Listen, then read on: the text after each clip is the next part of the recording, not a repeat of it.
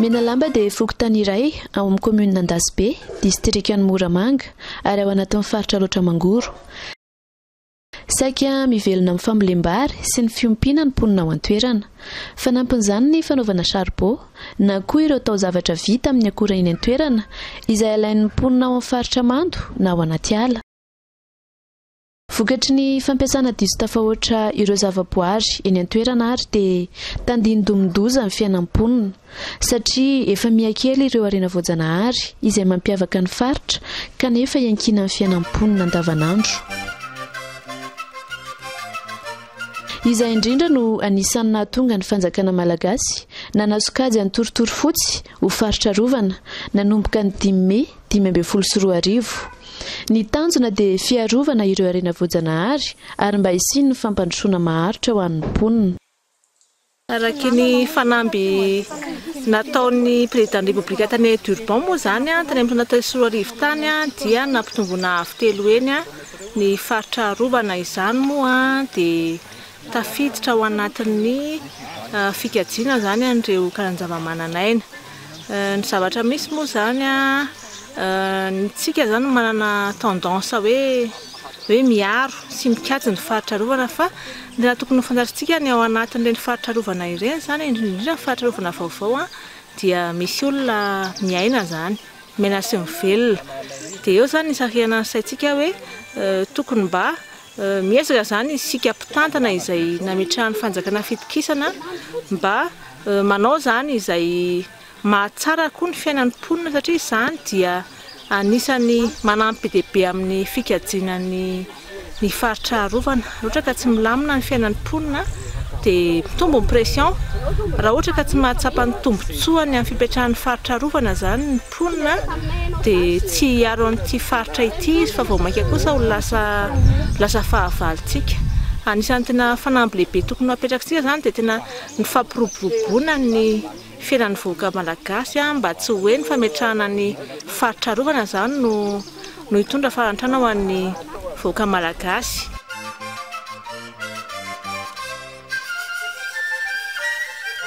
Ankehitriny dia anisan'ireo faritra rovana tantanin'ny asidy Madagasikara miaraka amin'ny mponina miaina sy mivelona eo amin'ny faritra itorotoro fotsy.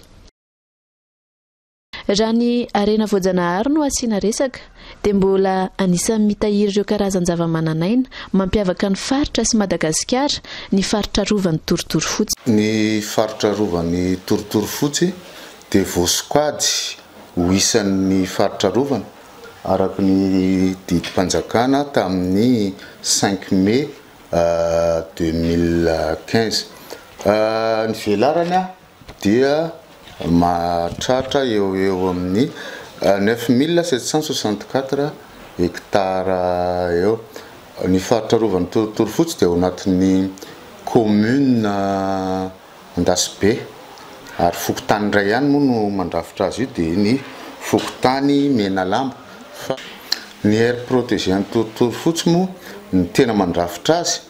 dia ny honahona ny torotoro fotsy. Izay indrindra moa zany no ampy satria izy no isan'ny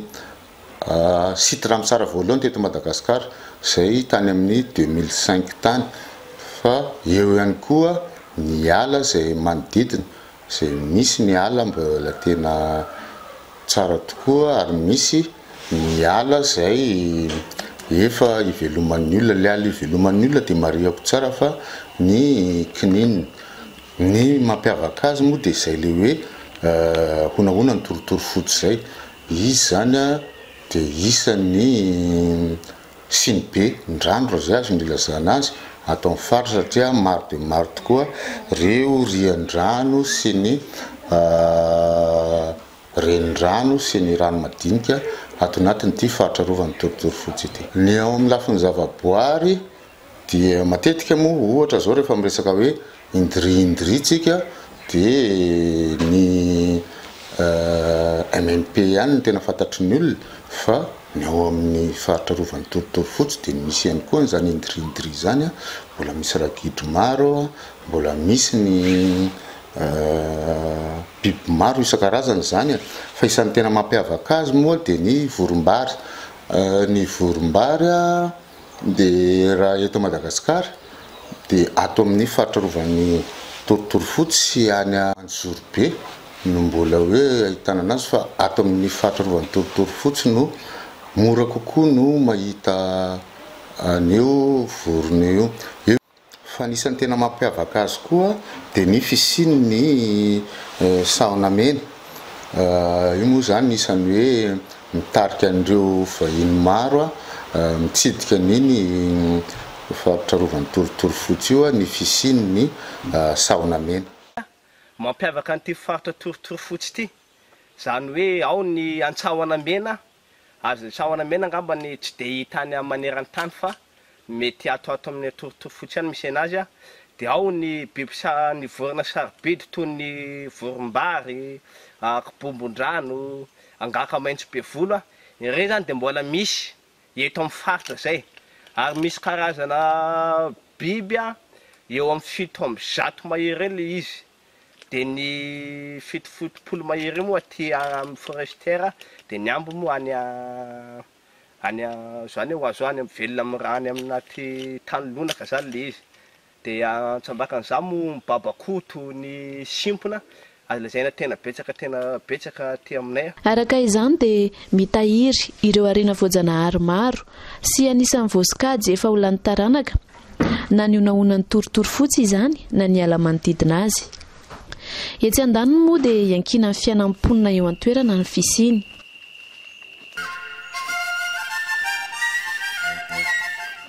Tombony voalohany indrindra zany dia fisiany tony raokandro tony efa fampiasain'ny mponina andavanandro mihitsy ny tony. Izy zao zana ty zava-maniry koa izy io zanaovana fanafody taneana zany fanaovana azy dia sotroina ny ranony dia hodendilana moa zany dia hody vavony. Zay indray ny asan'ity zana ty. Any nisy mampiavaka an'ity faritra ty koa zany. Na hoe fanifanipany maso zany dia taneana dia sotroina dia mety koa tony. Maro ihany koa anefa ireo tsindry mianjady amin'ny arena voajanahary toy ny fiazana azy ireny, ny fanimbana ihany koa ny toeram-ponenana izy ireny amin'ny alalan'ny famadihana azy ireny ho toeram-pambolena na ny toroala ihany koa.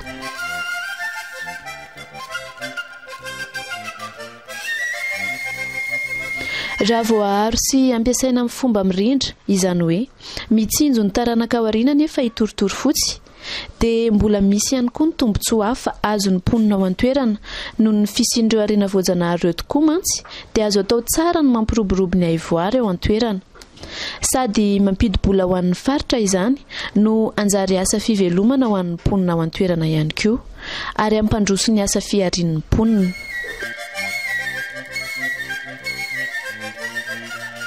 Mba hatratrarana izany tanjona izany ary dia sehatra asa maro no tanterahan'ny Atsity Madagasikara any an-toerana miaraka amin'ny mponina sy ireo mpisehatra maro eo an-toerana na ity ivelany.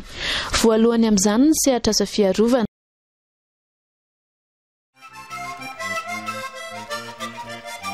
Ny akapobeany amin'ny asa fiarovana ao Torotorofotsy mikasika indrindra ny fanaraha-maso, ny biby sy ny zava-maniry sy ny olona ary indrindra ny tsindry miatra amin'izy ireo. Faharoa manarak'izay dia aira protégé anazy tamin'ny décret 2015 15 mai dia nanao asa mikasika ny zonage izay na famaritana vaovao momba ny Torotorofotsy hanavaozana ny plan d'aménagement et de gestion mandritra ny 5 taona vaovao. dia ao anatin'izany mandray anjara ao anatin'izany ny asako sy ny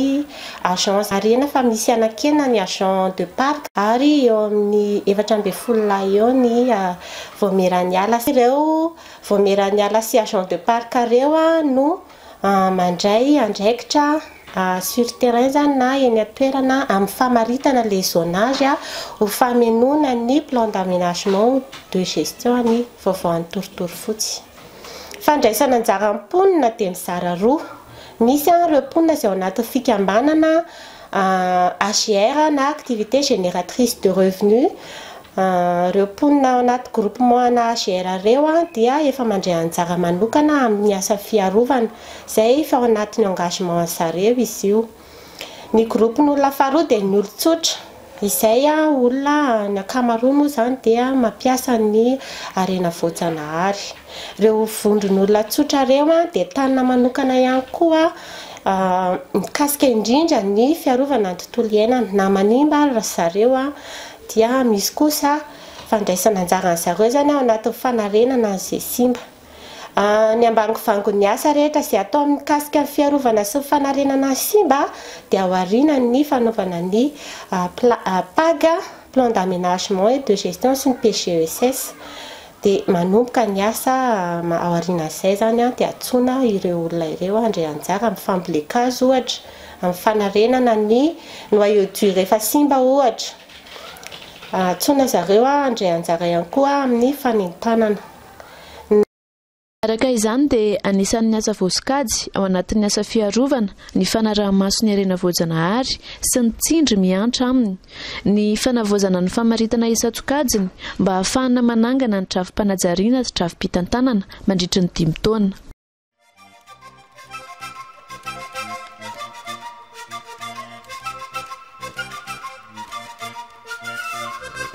Ankoatran'ny sehatra asa fiarovana dia eo ihany koa ny sehatra asa mifototra amin'ny asa fampandrosoana sy ny fanentanana ary ny fanabeazana ara-tontolo iainana. Anisan'ny asa tanterahan'ny Asity Madagasikara ao amin'ny faritra rovana Torotorofotsy ihany koa ny mahakasika ny asa fampandrosoana sy ny asa fanentanana.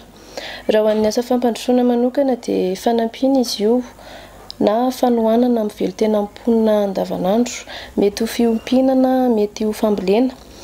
mba hampiena ireo tsindry izay mianjady amin'ireo arena voajanahary ary ihany koa fanohanana na ho fanampiana azy ireo fanatsarana ny fihari-piainan'ny mponina andavanandro.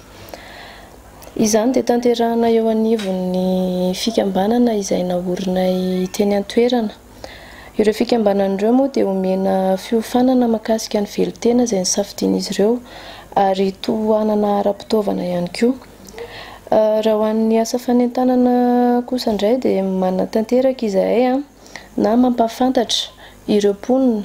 ny amin'ny mahakasika ny faritra rovana ary ihany koa ny tokony sy ny tsy azo atao ao anatin'izany faritra rovana izany izay rahana miasa moa amin'ny farim-piadidian'ny tontolo iainana avao Moramanga. Mahakasika an'izay asa fanentanana izany ihany dia eo ihany koa ny fiara-miasa na mampafantatra ireo ankizy. Izany hoe ny fanatanterahana ny fanabeazana ara-tontolo iainana eny anivon'ny fianarana izany, fampahafantarana azy ireo dia ny mbola kely ny antony tokony hikajinana hiarovana ny tontolo iainana. Ankehitriny dia misy nefa resy lahatra ary efa mahita tombon-tsoa ady ka mandray anjara mavitrika amin'ny asa fiarovana mba hisian'ny fampandrosoana maharitra sy fitsonjovana ireo taranaka aoriana. Efa hely io fa ohatran'ny karaboraraka izy teo aloha. Dia manjary ade tontolo iainana azy dia efa hita fa misy fiantraikany amin'ny fiainan'ny mponina satria simba le tontolo iainana kasika momba n'le fandoroana indrindra fa fanapotehana ny tsindry isan-karazany. Nefa moa amin'izao fotoana izao hatra ny diriny tantanan'ny Asity Madagasikara dia ohatran'ny mahaliana ary misy zavatra tombotsoa azo satria voaro ny tontolo iainana, voaro ny zava-maniry indrindra fa ny zava-manan'aina rehetra izay mivelona eny amin'ny atiala eny. Voaro izy amin'izao fotoana izao ka izy aloha izany dia resy lahatra amin'ny diran'ny Asity Madagasikara fa dia mba hirarazana zany mba hitohizan'ny asa mba hitombo bebe kokoa zany ny fiarovana izay efa natao indrindrindra moa fa zay vena dia isan'ny manatanteraka ary miezaka mafy amin'ny zay ny fotony satria ny vena moa ny fotony mafantatra tsara ny atsimo avaratra ndrefa natsinanana indrindra fa ny toetrany na ny fiaignan'ny mponina azy dia efa mafantatra zany fa hita zany fa misy fiaignany kely zany le tsindry nahazo amin'io faritra rovana vaovao zay nadiro torotoro fotsy amin'izao fotoana zao ka dia misaotra ny aside de Madagasikara moa mandraindraiky ary manentana ary zay vena dia mbola manentana ihany koa ny fokon'olona rehetra zay mbola tsy resy lahatra resaka fambolina moa zany amin'izao fotoana zao dia la karanazy zao koa dia efa mipeka koa zao namboly vary tamin'ity tanina vadika tsy nidorona nefa raha mandalo ao ngamba nareo dia jerevo le tsiriny vary koa regny ngamba raha ohatra hoe mahita ny regny zany le olona dia mba hoe akatahaka ny regny daholo ny rarasako va efa afiaignany doro zany be tokoa ny tombontsoa azon'ny mponina manodidina faritra rovana satria ny antony eo amin'ny rano fisotro fotsiny aloha dia rano madino ho an'ny mponina tsy vitan'ny rano fisotro fotsiny fa ny fiainana rehetrarehetra dia rivotra manga sy atao hoe fahadiovana avokoa ny iainana apren'izany ny tombontsoa manokana raha ho an'ny fambolena eny akoraka na sahala amin'izany dia tsy mijaly ny rano ny fiainan'ny fambolena rehetrarehetra zany zay misy aty aminay aty raha eny an-tanimbary no jerena tsy mbola misy ny faharitan'ny rano vokatry ny atiala nefa zany ny tombontsoa zany ny azonay vahoaka sy ny fokotany mena lamba amin'ny mahafaritra rovana vaovao azy dia ny fiarovana tanteraka ny toeram-pambolena zay efa najariandray ny fisin'ny ala voajanahary dia sady mba tsy tapaka ny rano dia mahatondraka tsara ny toeram-pambolena rehetrarehetra malasa faritra rovana anazy tombontsoa azonay mponina dia le biby zany efa tady ho taranaka dia narovana dia lasa zao fa miverina tsy kelikely amilona moko ny ala efa tady ho potika koa dia efa tonga koa ny mpiaro dia efa miverina koa na ny fanombana rehefa miaina ny fiainana andavanandro mponina zao efa mandroso mihitsy noho ny fiarovana ny tontolo iainana tombony voalohany indrindra zany amin'ilay fiarovana ny ala aloha dia azo ampiasaina aloha amin'ny fiainana andavanandro aloha le izy ohatra hoe fakana fanafody fanaovana trano zay aloha tombony voalohany tombony faharoa koa mba anana rivotra madio mba ampisarika mpizahatany satria raha ohatra ka voakodro ny azo lazaina hoe ny zavaboary dia mora kokoa zany hidiran'ireo mpizahatany ka mety ampidibolanay koa zay zavatra zay amin'izao fotoana zao ngamba dia efa hitantsika ny toetrandro efa may ratsy dia ratsy kanefa noho ny eritreretinareo zao tamin'ity taona ity zao noho ntsika tsy nanao tavy firy-tsony sy mba hoe niaro tsara ny tontolo iainana nanahoana tamin'ity taona ity tsy tena nisy ny orana ary tena hitantsika hoe nandeha tsara ny fameloma-tena tamin'ny orana manana ny andraikiny amin'ny fampiasana maharitra ny faritra ny torotoro fotsy ihany koa ny fokotany izay soloan'ny président fokotany tena ny asan'ny fokotany zany ny mifaritra rovana ny torotoro fotsy dia anisan'ny mpiaro miaraka amin'ny site Madagasikara faharoa miara-miasa koa amin'ireo venazy natsangan'ny commune amin'ny faritra rovana vaovao eto amin'ny torotoro fotsy eny ny fahatelo farany angamba dia ny resaka civilisation noho ny faritra rovana azy dia matetitetika ny fanaovana ny civilisation amin'ny quartier rehetrarehetra toy izany koa ny eo anivon'ny commune andraikitry ny commune moa manoloana ny faritra rovana toy ireny ary indrindra moa mahakasika antsika aty dia ny resantsika eto ny faritra rovana vaovao ny torotoro fotsy ny commune moa na ny lalàna mife ny faritra rovana dia efa milaza hoe mpiaro amin'ny tantana ny vondrom-bahoaka itsinjara-paritra ao anatin'ny vondrom-bahoaka itsinjara-paritra moa ny commune ary dia anisan'izany a miara-mitantana anio faritra vaovao zany ny commune zay tsy afa-miala mihitsy anatin'izay fitantanana zay zany a miara-miasa amin'izay mpitantana izay mitendreny fanjakana amin'ny toerana io. Commune moa zany atao hoe ikambanana amin'ny rehetrarehetra izy satria ny commune fotsiny ihany tsy havita ninona kory anoloan'ny fitantanana ny faritra roa nefa miara-miasa zany amin'ireo inona ty izy ohatra zao ny mpitantana dia ny rano torotorofotsy moa dia ny asity Madagasikara eo koa ny sambandrarahan'ny farim-piadidiana ny rano sy ny ala zay miara-mitantana ny andraikitra amin'izany moa dia azo kitsorona le hoe raha misy sanatry izany olana mitranga ao an-toerana dia hiaraha mamalo izay olan'izay alohan'ny hitondrana azy amin'izay tokony andraikitra mahefa azy dia eo koa moa zany ny fitadiavana inona ny fihepetro raisina amin'ny hoe fitantanana maharitra ny faritra io zavatra anankiray nisy mantsy teto ary zay nisaorana ny asity tena tsy nanosy-botanana ny commune na be mpitantana azy izy ny famaritana indray ny faritra rovana torotorofotsy io ka tsy dia hoe misy andraikitra hoe manokana na tokony any commune dia izay fiara-mitantana zay zany any tena zava-dehibe. Vomeran'ny ala dia iaraha mahafantatra any io fa ny commune ny manindry an'ireny olona ireny araka ny tolo-kevitra miainga avy any amin'ny quartier sy ny fokotany miresaka moa tsika eto Menalamba zany dia karaha toy ny fanamafisana an'izay le fanindren'le fokon'olona an'izay zany a no andraisany commune didi-pitondrana anomezana toerana an'ireo vomerany ala ireo izay marina ihany koa zany fa manara-maso tsy tapaka ny zava-misy amin'ny faritra rovana io zay ny tena ndraikitry ny vomeran'ny ala. Anisan'ny manana andraikitra lehibe ihany koa ny eo anivon'ny gendarmerie pirenena ao Andasibe. Amin'ny faritra rovana ny torotorofotsy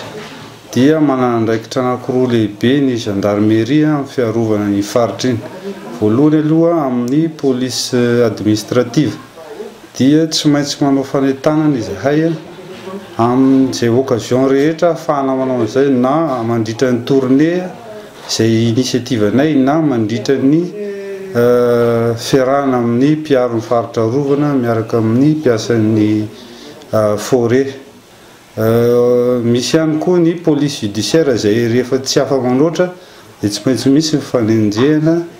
ny olona manao fandikan-dalàna amin'ireny faritra ireny, ohatra ny fanaovana tavy any anatin'ireny toerana ireny, fanaovana fiazahana,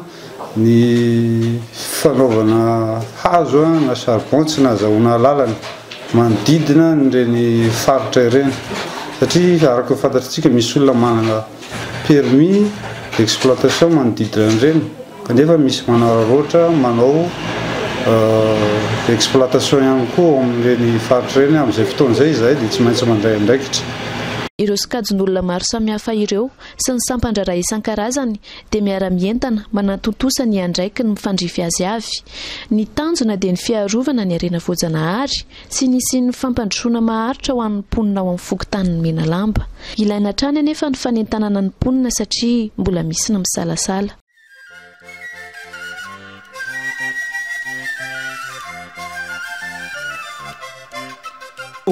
Soanizako io fa ny faritra matoa rokony dia misy zavatra kendry anao matoa miaro dia tsy hoanizako ro fa any olombelona ihany dia manentana zany indrindra ianareo ato amin'ny fokotanin'ny Menalamba mba hikady sy hiaro an'izay tontolo iainan'izay arak'izay hoe hitahirizana tsaratsara koa an'izay le faritra rovana zay. Entanina ny mponina amin'ny faritra satria manakaiky ny fokotanin'ny Menalamba moa izy iny dia ny olona ao anaty fokotanin'ny Menalamba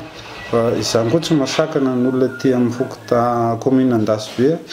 mba tsy hiditra intsony hanao fitrandrana ao anatin'ireny faritra rovana izay efa fantapoka fankapirenena ireny. Mponina ao amin'ny fokotany io zany tsy olona hoe mandray karaha misam-bolana fa mpamboly. Efa mpamboly zany ianao velona amin'ny tany zany ianao fa mpamboly. Nefa hitany vilomanao io nefa raha tsy misy ny ala io dia zava-pony io fa tsisy zavatra vangona. Tsisy ala magnodidina an'io. Maigna.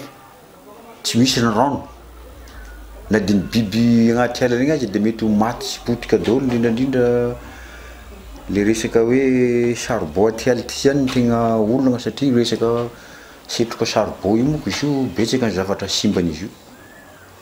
biby zava-mananaina agnaty ala mihitsy ny tegna tsy madigny an'ireny setroka reny voagna azy zao efa kadolo agny no nino ny setroka sarbo aty ala mihitsy ny tegna hita fa tegna ratsy ratsy be io setroka io betsaka ny zavatra potika an'io de tontolo iainan'olombelona azy amin'io mitondra aretina mihitsy regny ka zany any an-tanana an'le olona mba ajena ny tontolo iainana mba tsy potehina ny ala mba misy mba ho fantany taranaka ao reny satria taranaka aby efa tsy fantana zany aty ala zany raha ohatra potehiny tanana maharitra ireo arena voajanahary izay tsika moa no tena manana ny tombontsoa voalohany fa tsy izahay mpitantana akory fa itsika no migoka ny tombontsoa akaiky anazy voaloha ary olovan'ireo taranaka faramandimby izay andimby ao arenantsika ao ka mba tsy ho nofinofina hoe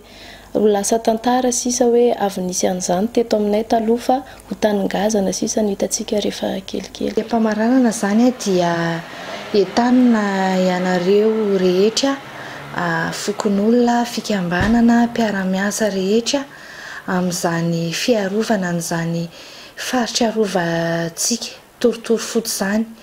izay atao hoe ahitana ireo arena tsy hita fa tsy eto Madagasikara no sady mitahiry ny rano izay ilaitsika izay sotrotsika